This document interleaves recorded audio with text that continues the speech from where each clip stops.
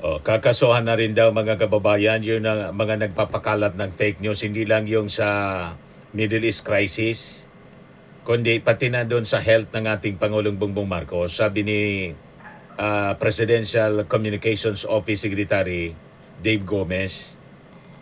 Yan yung kanyang sabi mga kababayan sa interview kanina. Yung mga nagpapakalat on the health of PBBM, we're collecting na all pieces of evidence and will initiate a complaint with the DOJ. Hopefully, next week, sabi po ni Secretary Gomez. Dapat noon pa yan eh. Kasi masyado nang namimihasa ito mga DDS influencers. And this time nga, mga kababayan, ito na naman yung naging post ni Harry Roque.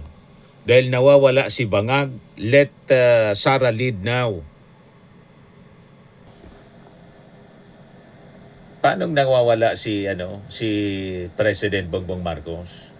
Ikapon pa lang, mga kababayan, 2 days ago pala, nandun siya sa nag-administer ng oath ng mga vice mayors sa palasyo Malacanang, mga kababayan. 2 days ago. At kahapon ito yung ating Pangulo. Look, President Marcos received officials of Mitsubishi Motors Philippines Corporation led by Mitsubishi Motors Corporation CEO Takao Kato in a courtesy call where they discussed the company's plans to pursue the local production of hybrid electric vehicles. Yan.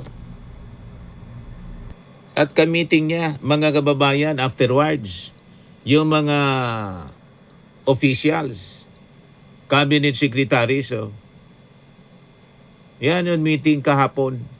We need to continue to provide relief to our people and keep the economy running, President Marcos Jr. reiterated as he presided over the Uplift Committee meeting today, kahapon po, to review the DBCC recommendation on the excise tax on petroleum products and discuss measures to ensure oil supplies stability, expand assistance to OFWs, and support the transport and food sectors amid rising oil prices.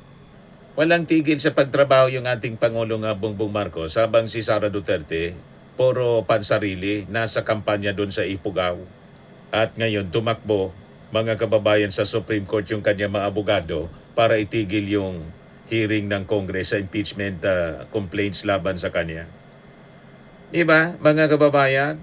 Ito yung Pangulo, kausap pa lang ni Yusek kanina. Yusek Claire Castro, pakinggan natin. Sa Palasyo Malacanang to. US and Iran agreed to have this 2-week ceasefire. That's right. What do you think po, paano ito makakatulong sa globally, sir, at sa atin? Well, natural. Kasi kasama dun sa agreement na pinag-usapan, na dun sa ceasefire, na bubuksan ang Straits of Hormuz. Ibig sabihin, yung mga number one, yung ating mga seafarer, libo-libong naiiwan dun sa seafarer na nakaparking lang dun, nag-aantay na makapasok o lumabas. So, magagawa na nila yung kanilang trabaho. Pangalawa, we will then hopefully be able, yung mga supply na nailakad natin habang nag-aantay tayo ng bumukas, baka pwede na nang padaanin. At kasama na rin dyan yung naging arrangement natin sa Iraq, na pumayag naman sila na Philippine flag na vessel ay pwede nilang padaanin. At yung mga supplies na papuntang Pilipinas, Tumaba pa nga yung ating Pangulo. And then, of course, to provide security and care of our seafarers. So we will take full advantage of the 2 weeks to increase our supply as much as possible and to continue to make whatever arrangements are possible. We are all hoping and praying that the 2-week ceasefire will extend further if the talks go well. I think that everybody around the table is willing and desirous, gusto nila na matapos na itong gulo na ito. So hopefully all the parties will come together. But we have the 2 weeks. We will take as much advantage of it as we possibly can by assuring the supply of petroleum products in the Philippines and hopefully being able to do something about the pricing kasi luluwag na ang market. So, it's a very simple demand and supply situation. So hopefully that will medyo bababa ang presyo ng langis. Pero titignan natin because it's so volatile. 2 weeks may not be enough time to bring the prices down. But maybe if it is extended further than that with the prospect of even better situation following, then prices will start to follow. We will of course immediately adjust. Mr. President, just Di ba? Pero yung ating Pangulo, sabi niya, nag-iingat pa rin siya sa pagkain. Yan o. Marcos cautious with what he eats after diverticulitis, sabi po ng Palasyo Malacanang. Grabe po yung pinapakalat na mga fake news nitong mga DDS influencers. Ito, pakinggan ninyo. Naitanong ni Yossi Castro yung tungkol sa kanyang kalusugan. Pakinggan natin. so, para sa mga kababayan nagmamahal sa iyo, sir, kamusta po ang iyong kalusugan? Ganun pa rin. Yun na nga, I'm struggling kasi ayoko tumaba ulit. Nawala na yung taba ko, baka mabalik. So that's what I'm taking care of. But I want to magpapasalamat naman ako sa mga nag-aalala sa akin. Huwag niyo po masyadong siniseryoso. Alam mo naman ang social media, palabiro yan eh. At wala po tayong problema. I am back to my Napakabait ng regular ating exercise. Pangulo. I'm back to my regular Pero kailangan na routine talang for the kasuhan last ito. 3 months na ito na patuloy ng aking ginagawa. Watching my health, making sure that I'm always ready to do the work. So, yung diet niyo, sir, Wala na. okay na po? Wala nang bawal. Matagal nang wala. More than 1 month na akong walang bawal. Actually, wala naman talagang bawal. Marami lang suggestion. Iwasan mo itong dito, iwasan mo yung masyadong mantikain. Pero wala na yun. Hindi ko na masyadong iniisip na yun.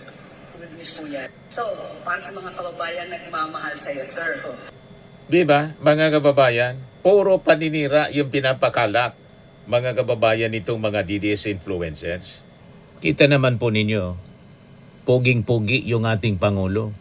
Katatapos lamang po ng fourth meeting with the Private Sector Advisory Council Education and Jobs Sector Group. Yes. Usapan niyo doon, sir. Yeah. Ang job matching. Well, yung inuna natin dyan ay para dun sa mga nakauwi na OFW. Paano ngayon sila? So, hinahanapan namin ng mga paraan para yung kung ready sila, makahanap sila ng bagong trabaho. Yung mga kailangan may training, meron yung dating sistema natin, in-accelerate na natin para mas mabilis ang maging training nila para makapasok na naman sila sa trabaho. Meron din kaming ginagawa para doon sa ayaw ng maging empleyado ay magtatayo ng sariling negosyo.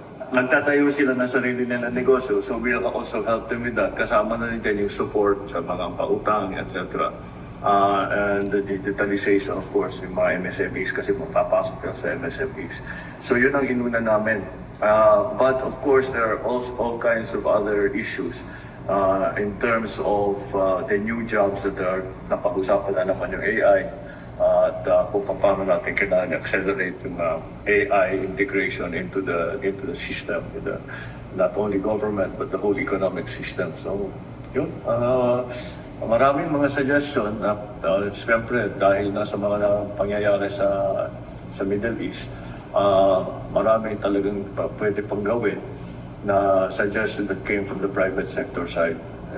Titignan natin at marami naman talaga. Sige lang ang trabaho. Ang magandang Ng ating Pangulo. resulta dito, yung iniisip gawin namin sa pamahalaan, we are very much in agreement with the private sector advisors kung ano yung dapat gawin to mitigate the effects of what is happening in the Middle East. Di ba? Tama yung pareho ang aming thinking. We are on the same page, ika nga. Sir, the meeting lasted for more than 1.5 hours. Yeah. So ang tanong natin, sir, isa't kalahating oras. So, para sa mga kababayan nagmamahal sa iyo, sir, kamusta po ang inyong kalusugan? Eh, ganun pa rin.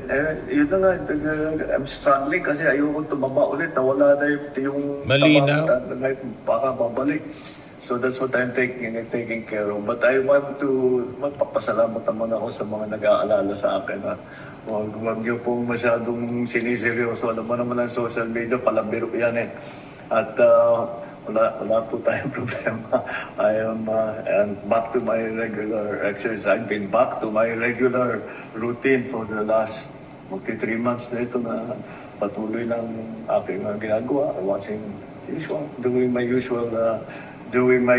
my health, making sure that I'm always ready to do the work. So, yung diet niyo, sir, Wala na. regular na, okay na po? Wala nang bawal. Matagal nang wala na. Burger. Diba? More than 1 month na akong walang bawal. Actually, wala naman talagang bawal. Marami lang suggestion. Iwasan mo itong ganito, iwasan mo yung masyadong mantikain. Pero wala na yun. Hindi ko na masyadong iniisip na yun.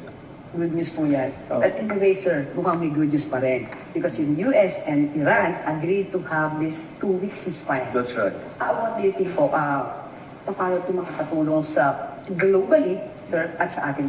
Well, natural. Kasi kasama dun sa agreement na pinag-usapan, na dun sa ceasefire, na bubuksan ang Straits of Hormuz. Ibig sabihin, yung mga number one, yung ating mga seafarer, libo-libong naiiwan dun sa seafarer na nakaparking lang dun nag-aantay na makapasok o lumabas. So, magagawa na nila yung kanilang trabaho.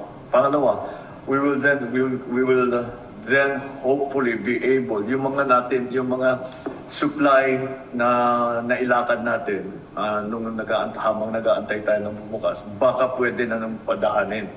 At kasama na rin dyan yung naging arrangement natin sa Iran na pumayag naman sila na Philippine flag na vessel at pwede nilang padaanin. At yung mga supplies na papuntang Pilipinas, pwede nilang padaanin. And then, of course, to provide security and care of our seafarers. So we will take full advantage of the 2 weeks to increase our supply as much as possible and to continue to make whatever arrangements are possible. We are all hoping and praying that the 2-week ceasefire will extend further if the talks go well. I think that everybody around the table is willing and desirous, gusto nila na matapos na itong gulo na ito. So hopefully all the parties will come together. But we have the 2 weeks. We will take as much advantage of it as we possibly can by assuring the supply of petroleum products in the Philippines and hopefully being able to do something about the pricing kasi luluwag na ang market. So, it's a very simple demand and supply situation. So hopefully that will medyo bababa ang presyo ng langis. Pero titignan natin because it's so volatile. 2 weeks may not be enough time to bring the prices down. But maybe if it is extended further than that with the prospect of even better situation following, then prices will start to follow. We will, of course, immediately adjust. We pray for that, sir. Thank you very much, Mr. President. All right. Salamat. Thank Salamat you. po. Iyakan naman kayo na mga DDS ngayon. Nagpapaniwala kayo sa mga sarili ninyong kasinungalingan. Puro kayo kasi fake news.